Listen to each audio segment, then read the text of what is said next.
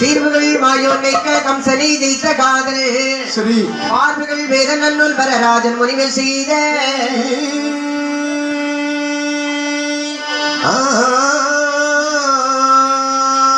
தேர்வுகள் தமிழில் வில்லில் இசையவே பாடம் ஞானோ சரி சரி பார்வுகள் மத கம்பீரன் கணபதி இரு சரணம் காப்புதாமே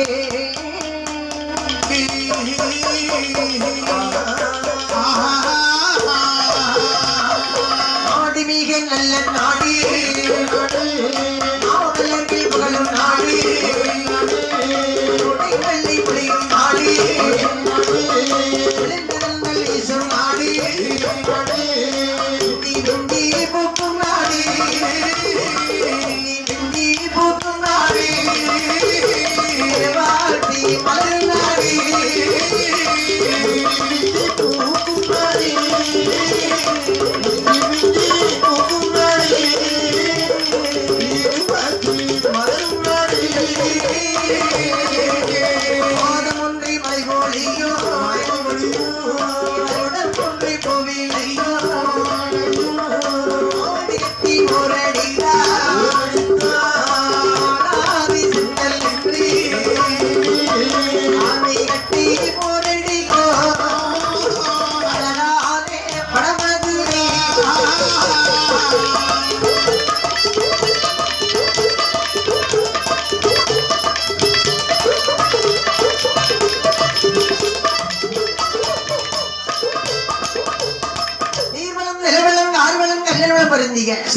அழகான நம்ம மதுராபுரி பட்டணத்தை எப்படி குறைகின்ற ஆண்டு வருகிறார் உக்கிரசேன மன்னன் ஸ்ரீதேவி என்று சொல்லக்கூடிய பெண்ணை மனமுடித்து மன்னனும் மனைவியுமாக வாழ்ந்திருக்கூடிய நேரத்தில் பகவானுடைய அருளாளி அழகான ஒரு ஆண் குழந்தையானது பிறந்தது.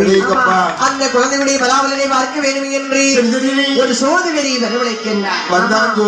ஆமா அந்த பாலால் மலர்களைவி கிரகங்களை எல்லாம் ஒருநிலைப்படுத்தி மன்னனுடைய முகத்தை கண்டான். மன்னா இந்த பிள்ளையானது சனி உதயத்தில் பிறந்த பிள்ளை, நாட்டை ஆள மாட்டான், இவனை கொல்வதே சால சிறந்தது என்றார். உண்மைதானே, கொல்வதை விட நாடு கடத்துவதே சிறப்பு என்பதை உணர்ந்து ஒரு கம்ச பேழையானது தயார் செய்து பொன்னையும் முரணியும் வைத்து பாலகனை அதிலே கிடைத்து வடமதுராபுரி ஆளக்கூடிய உத்திரேஜன் பெற்ற முதல்வர் என்ற வாசகத்தை வைத்து அனுப்பி வைக்கிறார். தள்ளிவிடக்கூடிய நேரத்திலே தள்ளி தள்ளி அல்லைகள் மீதண்டுதா சப்பாத்தி ரொம்ப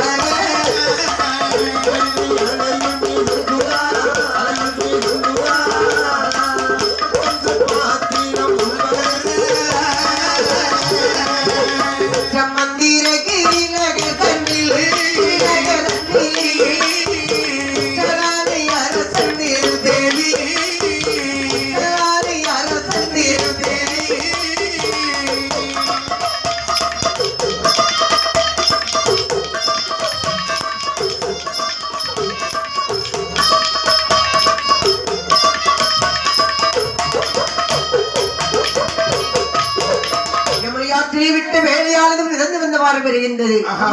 எங்கே வருகிறது? மந்திரகிரி நாட்டை அடைகின்றது. மந்திரகிரி நாட்டை யார் ஆண்டு வருகிறார் தெரியுமா? ஆணையரசனும் திருத்தேவியும். அவங்களுக்கு குழந்தை இல்ல, எல்லாருக்கும் தட்டுப்பாடாதான் இருந்தது. அந்த காலத்தில் தட்டுப்பாடு பிள்ளைக்கு. அந்த திருத்தேவியானவள் ஒரு நாளை தினத்தில் தோழிமாரை அழைத்துக் கொண்டு ஆற்றில் வந்து நீராடக்கூடிய வழியிலே ஒரு கம்ச பாத்திரத்தை கண்ணிலே பார்க்கிறார். எடுத்த நீரை மன்னனிடத்தில் வருகிறார். தந்திரமாக மன்னனும் அடித்து திறந்து பார்த்தார். பார்க்கக்கூடிய நேரத்திலே அழகான ஒரு கை குழந்தை கம்ச பாத்திரத்தில் வந்ததன் காரணமாக கம்சன் என்று வேதாளத்தை சுட்டுகின்றார். நாளொரு வேலையும் மனிதரும் வண்ணமாக வளர்த்து வரக்கூடிய நேரத்திலே குழந்தையாளர் வளர்ந்து வருகின்ற நேரம் 5 வயதிலே பாடசாலைகளை அனுப்புகிறார். பாடசாலையிலே சென்றால் படிக்க மாட்டார். பிள்ளைகளோடு சேட்டை பண்ண ஆரம்பித்து விட்டார். பார்த்தார்கள் பாலர்கள், ஆற்றில் வந்த அனாதை பயலே, உனக்கு இவ்வளவு ஆணவம் இருக்குமானா இந்த நாட்டிலே பிறந்து தாய் தந்தையரோடு வாழக்கூடிய எங்களுக்கு எவ்வளவு ஆணவம் இருக்கும்? அனாதை பயலே, அனாதை என்ற அவமான பழிச்சலோடு இனிமேல் நாமல் இந்த மந்திரகிரி நாட்டில் இருக்க வேண்டாம். வழி நடந்தான் கால் போகிற போக்கிலே நடந்து நடந்து எங்கே தெரியுமா வருகிறான்?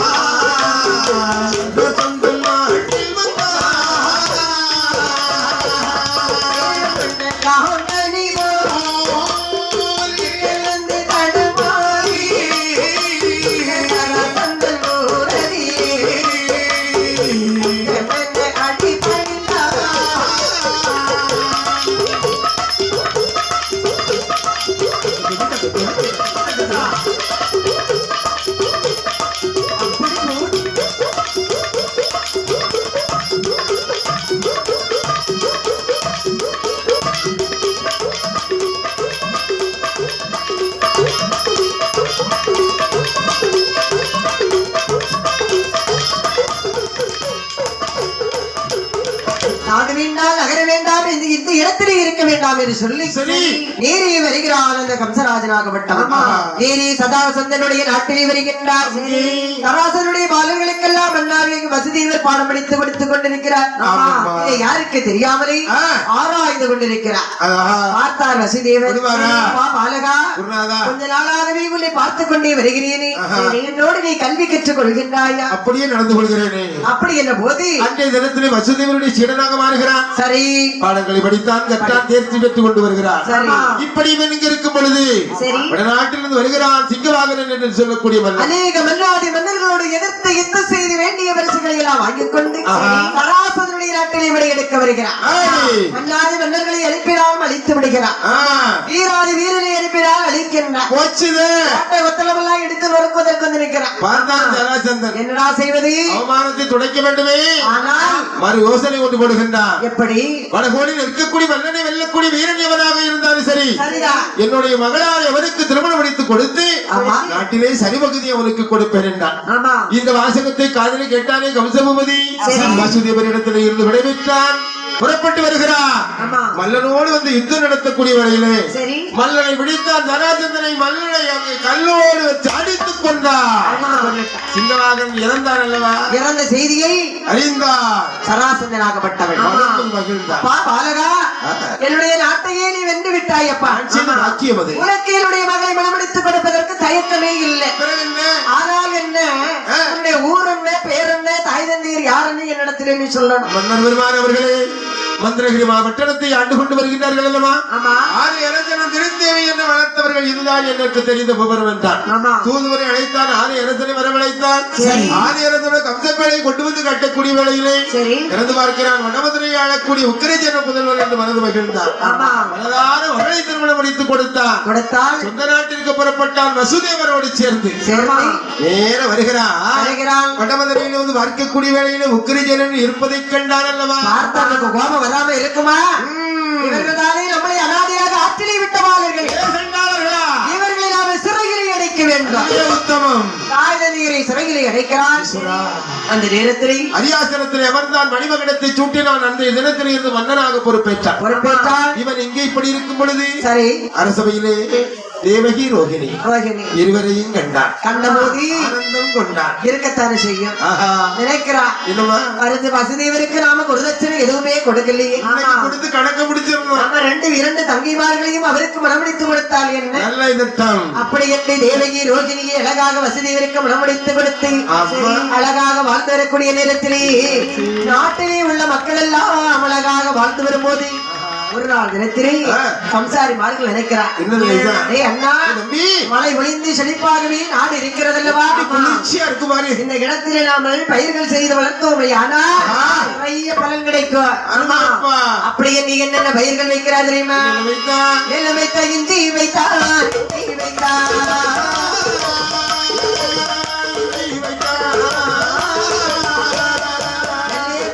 தோட்டம் வைத்தார்,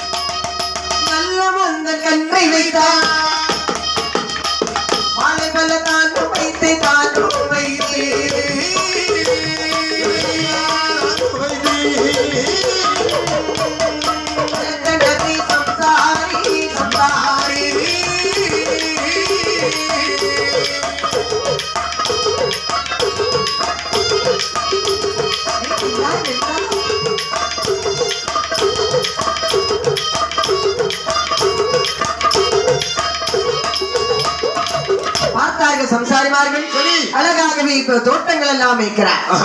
பயிர்கள் வளர்ந்து செழிப்பாக வளரக்கூடிய நேரத்தில் எடுக்கப்பட்ட வேளையிலே சரிதான் ஒரு சோதனை. என்ன சோதனை? மலையில் உள்ள மிருகங்கள் எல்லாம் ஊருக்குள்ளே புகுந்து மலைவாழ் இருக்கக்கூடிய விவசாய நிலங்களை எல்லாம் அழித்து சீரழிக்கக்கூடிய வேளையிலே இதை கண்டான் இந்த விவசாயிகள் அத்தனை பேர்களுமாக மன்னனிடத்தில் வராதி சொல்ல வேண்டும் என்று சொல்லி மதுரை மன்னனுக்கு இருக்கக்கூடிய கம்சனிடத்தில் வந்து விவரத்தை தெரிவித்தார். அந்த நேரத்தில் வேட்டையாட வேண்டும் என்று புறப்படுகிறது. அணுகுகின்றார். எப்படி அடைகின்றார் தெரியுமா? எப்படி வேட்டையாட வேண்டும் என்ற வீரம் உள்ள ஐயனாரோ வேட்டையாட வேண்டும் என்று வீரமுள்ள அந்த ராஜன் ஆத்திக சேவிகரும் தந்தை கூட நான் அழைத்து பெரும் படையோ பெரும் படையோ அழைத்து வாரா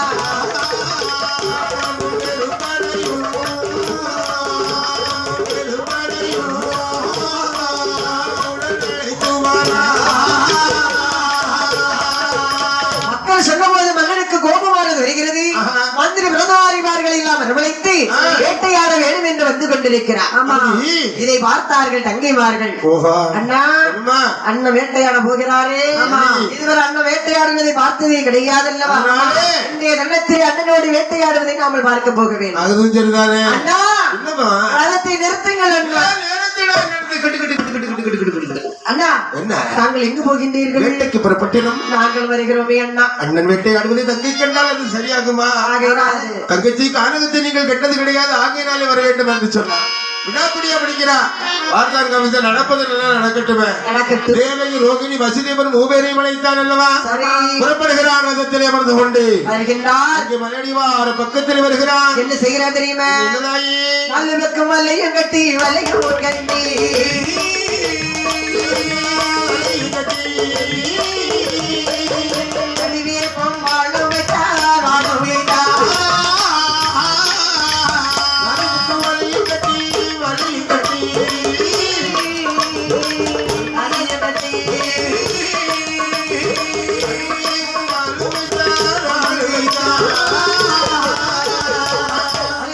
மிருகமல்ல மல்லையத்தா குத்துவாரா திரும்ப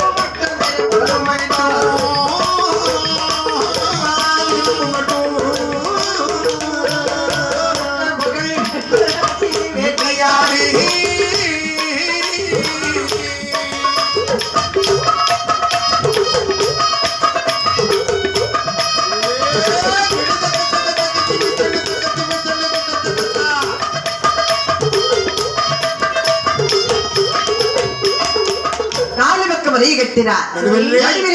வைக்கின்றார்கள். மலைமிருகத்தை ஒரு பக்கமாக கழிச்சு விடுகிறார். அந்த நேரத்தில் மலைமிருகம் எல்லாம் வருகிறது. மல்லிகத்தால் குத்துகிறார். ஆமா, வாழ்வென்று அழைக்கின்றார். இப்படி யுத்தங்கள் எல்லாம் செய்துவிட்டு அழகாக மனமிருந்து வரக்கூடிய நேரத்தில் தங்கைமார்கள் சோகத்திலே அமர்ந்திருப்பதை பார்த்தார். ஆமா நடக்குது. அம்மா தங்கைமார்களே, வாடாத முகமானது வாடி இருக்கின்றது. என்ன நேர்ந்தது? கண்ணீர் தாகமா இருக்குதுங்க. இந்த காரகத்தில் வர வேண்டாம் சொன்ன கேட்டியாரு? அதெல்லாம் தெரியாது. நீங்க எப்படி குடிப்பதற்கு தண்ணீர் தர வேண்டும்? மந்திரி, இரண்டாவது சென்ற உடனே நீ தண்ணீர் கோரி வர வேண்டும். தேடி வருகிறான். தண்ணீர் குடிப்பதற்கு இதமாக இல்லை.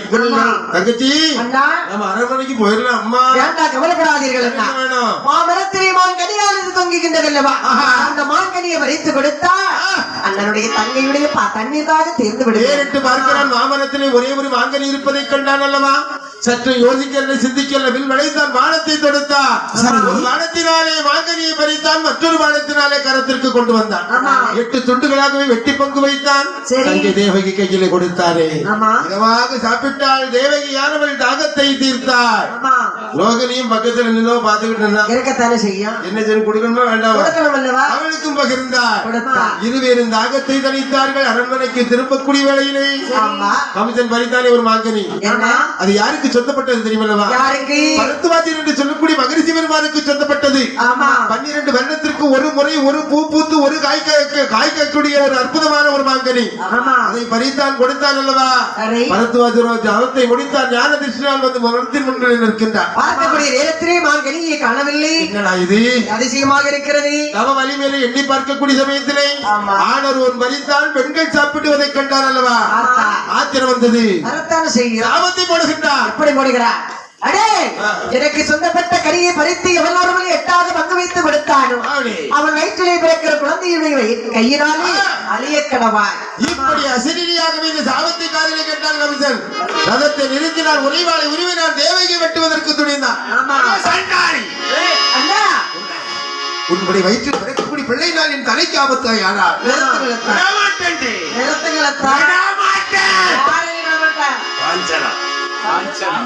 இப்பதான் வந்திருக்காளாகும். அத்தா அத்தா அவளை வெட்டாதீர்கள் அத்தா. அசுரி வார்த்தையினுடைய காதலியை கேட்பதல்லவா? அவள் வயிற்றிலே பிறக்கக்கூடிய எத்தனை குழந்தையாக இருந்தால் உங்க கையிலே நான் ஒப்படைக்கிறேன் சரி என்று சம்மதித்தார்கள். அரண்மனையில் வரக்கூடிய நேரத்தில் பார்த்தால் இந்த தேவியார்கள் எப்படி புலம்புகிறார் தெரியுமா? ஒன்றும் ஒன்றுமாகலையே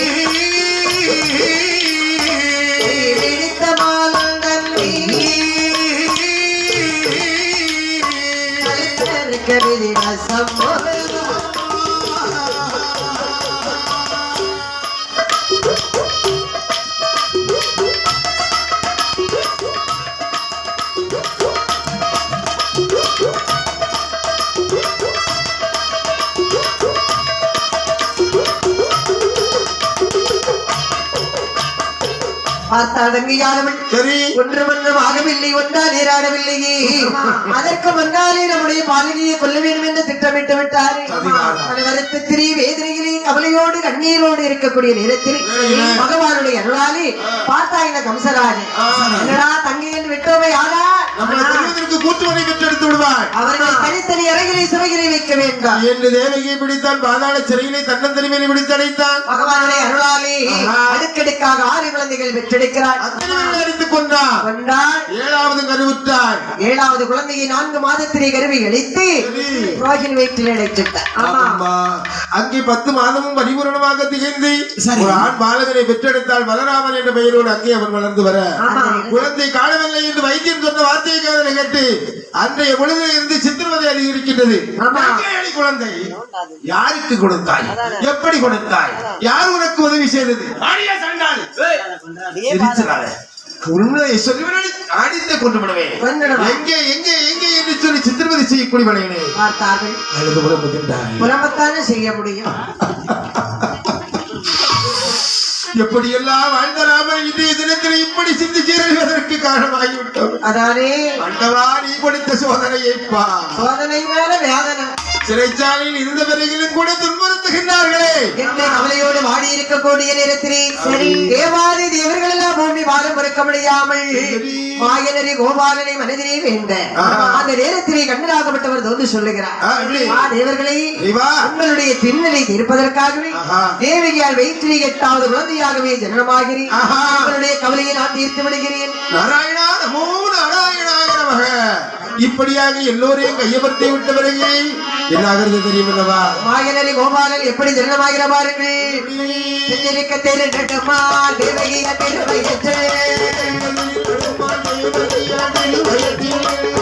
பாலரை போல் அகமல்ல தெளிவாகி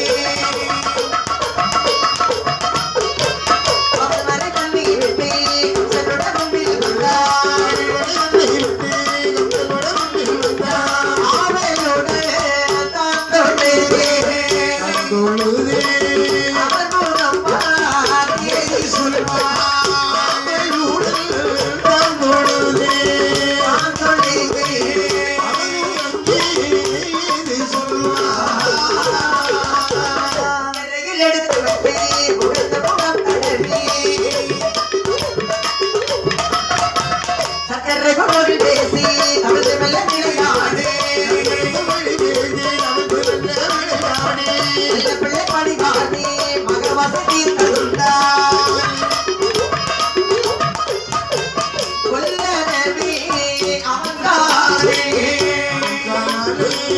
உண்மை தம்பி தான் பிடித்தார்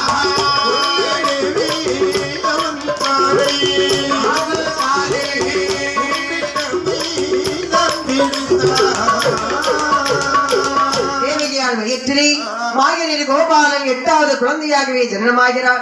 அந்த நேரத்திலே தேவகியார்கள் நினைக்கிறார், எத்தனையோ குழந்தைகளை பெற்றோம், அண்ணன் கொண்டு விட்டார், இந்த குழந்தையாவது வளர்க்க விடுகிறாரோ இல்லையோ என்று ஓடோடி அண்ணனுடைய பாதத்தை பிடிக்கின்றார். என்ன புலம்பிய தேவகியாரோ இருக்கின்ற நாளையிலே பெருமாமா பெருமாள் திரைக்கும் முகத்தார் அந்தோதி தாக்கென்று புத்தி மகிழ்ந்தார். தேவி அவள் நன்மை அழைத்து தேசமுடன் பிரம்மாவு ஏது மொழி சொல்வார், தேசமுடன் பிரம்மாவு ஏது மொழி சொல்வார்.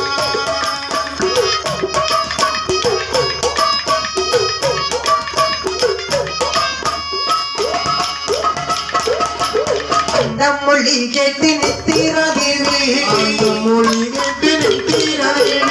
ஆரந்தோகில் ஏழும் பாரமயக்கினார். தீயுடைய பொழுது மழைந்து ஊரகமெல்லாம் இரண்டு சூழ சென்னை மகள் தன்னை தேவியாளோ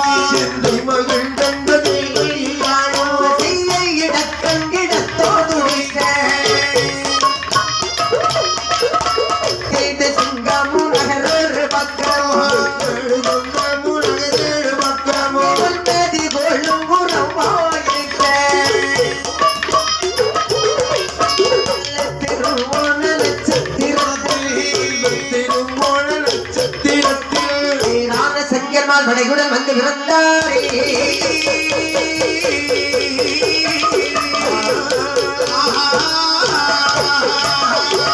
அழகாகவே தேவியை அழுக்கி அழகாக 8வது குழந்தையாக மாயனேரி கோபாலன் பிறந்த போது பார்த்தால் இந்த தேவகியானவள் இந்த குழந்தை எவ்வளவு அழகாக இருக்கிறது. ஆமா, இந்த குழந்தை பிறந்ததே தெரியாமல் இருக்கிறது. இந்த குழந்தையாவது வளர்க்க விடுகிறார்கள் என்று மன வருத்தத்திலே வாடி இருக்கும் போது அந்த நேரத்திலே ஒரு அசரி வார்த்தை கேட்கிறது.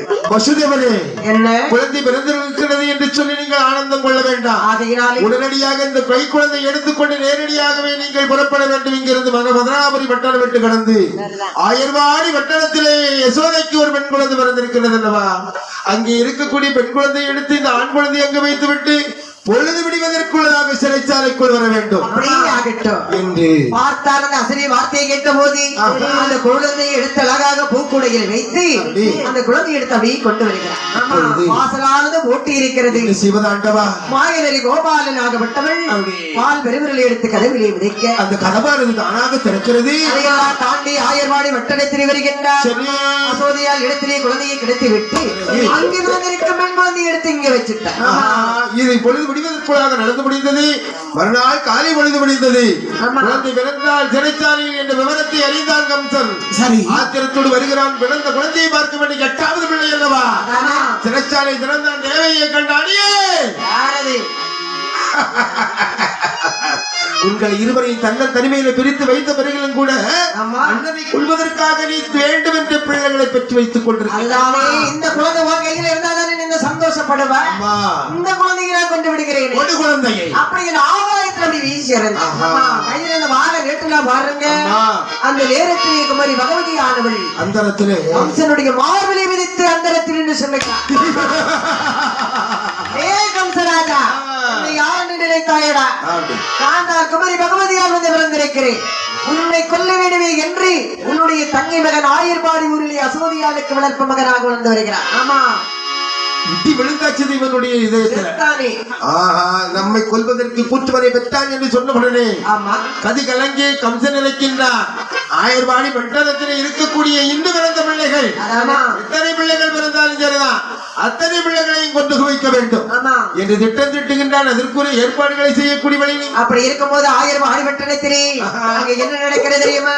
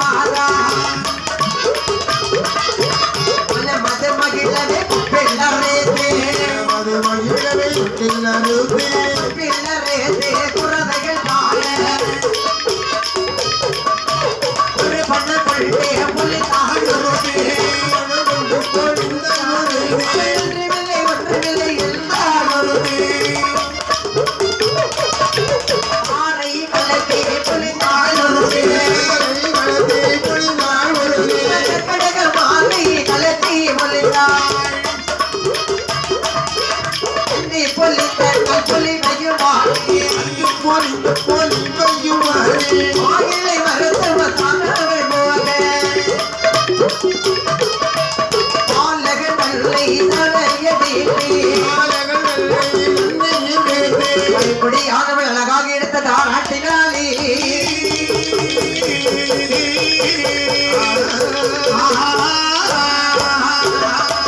மகனே கோபாலன் பிறந்திருக்கிறார் என்று சொல்லி அந்த குழந்தை எடுத்து கொப்பாடனைக்கு கொப்பில் கொடியறுத்து உறவியிட்டு நீராட்டி சீராட்டி அந்த குழந்தை எடுத்து அழகாகவே தாராட்டினார். ஆமா அழகாக தாராட்ட சீராட்டி கொண்டிருக்கும் பொழுது அந்த நேரம் வளர்ந்து வரக்கூடிய நேரத்திலே பார்த்தான் கம்சராஜனாகப்பட்டவன். என்னடா அந்த பெண்ணானவர் சொன்னாலே சொன்னாய் அதுதானே தங்கையுடைய மகன் ஆயர்வாடி ஊரிலே வளர்ந்திருக்கிறார் என்று. வாக்கு பொய்யாகாது என்று சொல்வார்களே 14 விவரங்கள் அழிந்தாலும் அழியலாம். அசரீரி வாக்கு ஒரு நாளும் பொய்க்காது என்று சொன்னார். நம்மை கொல்வதற்கு கூற்றுவன் பிறந்து விட்டார். அதுவும் நமக்கு தெரியாமல் யாரோ அவருக்கு உதவி செய்து அவரை வளர்த்துக் கொண்டு வருகிறார்கள். ஆயர்வாடி வட்டணத்திலே வளர்ந்து வருகிறார். நம்மை கொல்லக்கூடிய பாதகன் என்று சொன்னார் விட்டு வைக்கலாகுமா? உயிர் பயம் அவனுக்கு அப்பந்தான் வந்தது. அதாவது இத்தனை நாள் உயிருக்கு பயம் இல்லை அவனுக்கு. இப்பொழுது நம்மை மீறிய சக்தி பிறந்து விட்டது என்ற உயிர் பயம் வரக்கூடிய சமயத்திலே அவன் மதை பதைத்தான். என்ன செய்கிறான் தெரியுமா? யாரை விட்டு கொண்டிடலாம் என்று மனதிலே நினைக்கின்றார். அந்த நேரத்திலே மனதிலே தோன்றுகின்றது பூதனை என்று சொல்லக்கூடிய பெண்ணை பிறவி செய்தார். பரம பூதனகி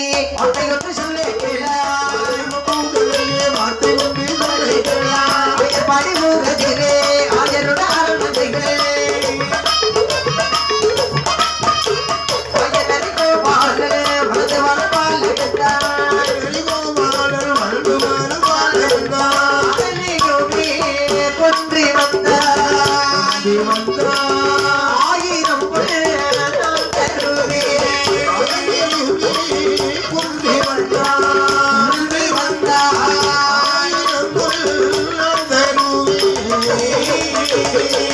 அந்த வார்த்தை கேட்ட போது அயலைய பூதனைக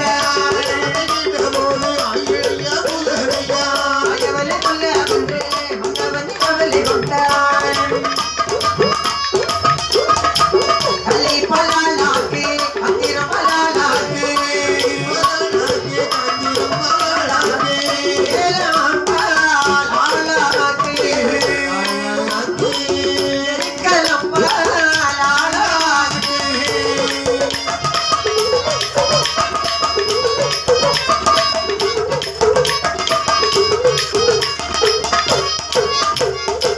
மருதனத்தில் நல்ல பாலோ மருதனத்தில் நன்றி பாலோ பாலு ஒரு இடத்தில் நன்றி பாலோ நல்ல பாலு கொண்டே இளைய வாராண்டே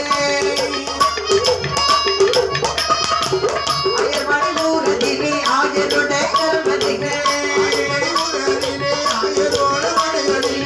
கையை கட்டி கை விரித்து அட்டழகி பூதனையா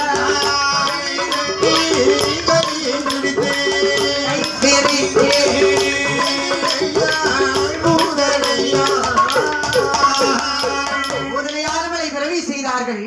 அம்மா பூதன ஆயர்வாடி வட்டணத்தில் என்ன ராசா ஆயர்வாடி வட்டணத்தில் என்னுடைய தங்கை மகன் வளர்ந்து வருகிறான் அல்லவா? அவரை நீ உடனே கொண்டு வர வேண்டாம். இதோ சென்று வருகிறேன். உடனே கள்ளிப்பால் காஞ்சிரப்பால் ஆளாக்கி எடுத்துக்கொண்டு ஒரு தினத்தில் நல்லப்பால் ஒரு தினத்தில் நஞ்சிப்பாலையும் கொண்டு பூதனையானவள் ஆயர்வாடி வட்டணத்திலே வருகிறாள். மாயூரன் கோபாலன் அழுது கொண்டிருக்கும் போது கையை கொட்டி கலகலம் என்று சிரித்தாள். ஆனாப்பா என்ற கையை எடுத்து பிடித்து மாயனரி கோபாலனை வாரி எடுத்தாள். பார்த்தான் மாயவனரி கோபாலன் விடுவாரா? பூதனைகளவா வந்திருக்கிறார், இவளை கொல்ல வேண்டுமே என்று சொல்லி நல்ல தினத்தில் வாய வைத்து நஞ்சு தினத்திலே கையை வைத்து ஊனுருக உயிரை உண்டார் மாயவன். ஆமா